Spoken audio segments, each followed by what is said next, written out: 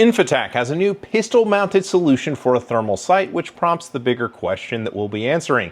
Should that be a thing for pistols, as well as the ins and outs of the FMP13, so stay tuned. Welcome back to the channel, guys. To my pistol bros, I have been cheating on you. I've been using long guns and thermal optics to go hunt pigs in the night of Texas. And then when Infitac reached out and they're like, hey, check this out. We've got this little baby thermal sight that you can put on a pistol or use as an offset on your rifle. Do you want to look at it? And I said, yeah, absolutely. Because the cool thing about thermal is it's like a cheat code to see in the dark. It's absolutely fantastic. However, they are wildly expensive. The thermals will routinely cost, like, an entry point is about $2 and the good ones are kind of $3 to $5. So that's nuts. But you can get at that capability with a little tiny $700, RMR footprint sized optic that you can put on a pistol. Obviously, because I've got it mounted on my rifle, I think it's better suited for rifles, but we're gonna get there. Let's talk about how it works on a pistol. So first and foremost, the mount on the pistol makes it ride super duper high because of how the unit sits. There's a plate you install on the slide. The unit then sits on top of it and is secured by 4 screws into the plate. It comes with an RMR plate. You can get plates for the other optic footprints for pistols, so you can find something you like. And obviously they've got mounts for other platforms as well. The optic weighs 4 ounces and it is not multispectral, meaning it can't do day, night, and then thermal, which a lot of the thermal scopes will do. So it is all thermal all the time, which kind of points at sort of a shortcoming of a compact thermal sight on a pistol. If you've set up a pistol to only work with the thermal on, it kind of precludes it from use for things like target shooting or training and stuff like that. Like, you got to be shooting at targets that you can see with a thermal scope. So you're going to have like thermal targets, which are difficult to come by. It's a 4-ounce optic. This is a big compensated gun. I'm just curious if it'll even cycle on this gun. No problem. Nice. Because I was curious if that 4-ounce scope was going to cause that gun, which has a very gentle recoil, to choke because it weighs 4 ounces. I'm happy to report it did not choke. It did change how the slide kind of moved around in recoil, but it was manageable and it was usable. I fired north of 250 rounds with it mounted on the pistol and it didn't lose 0. I didn't see the point in doing like a 1,000-round recoil test to make sure it stood up to that, because realistically, a thermal scope on a pistol isn't going to be like a high burn training type thing. But it withstood 250 rounds on top of a pistol, no problem. And the reason I didn't take it any longer than that is because it comes with 2 CR2 batteries to fuel it, and you only get about 3 to 4 hours of runtime from that optic, and that's going to burn up your batteries.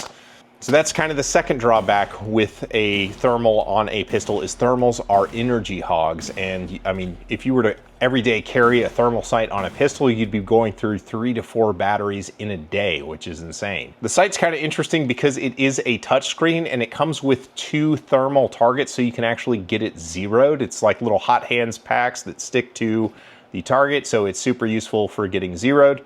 There are 2 buttons on the side of the unit, and then this touch screen works to navigate the menus and do all the adjustments and stuff you need to.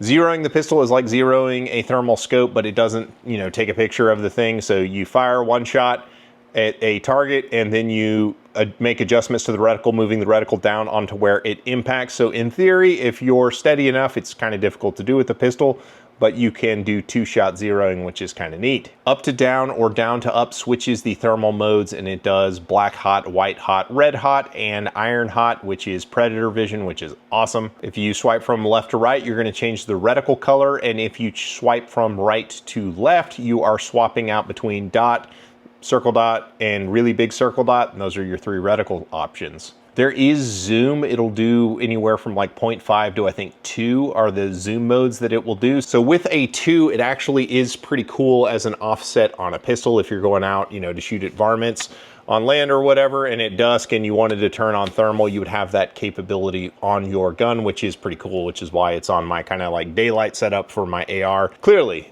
I think the highest and best use of this little sight is to give you kind of a budget thermal optic for an AR or potentially mounting on a suppressed 22 that you use for taking care of varmints. It's just like a kind of lightweight item that'll take you out to 100 yards.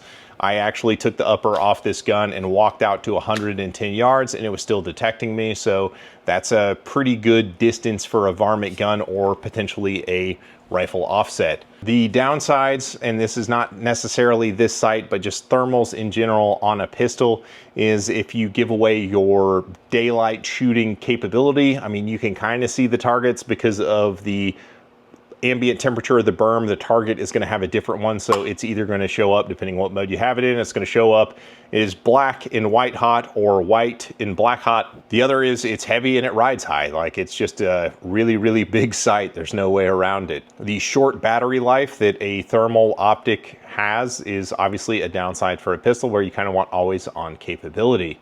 And this is kind of just, if you're a really good red dot shooter on a pistol, you'll know that when you're shooting a red dot, you're looking at the target, you're looking through the sight at the target, both eyes are focused on the target.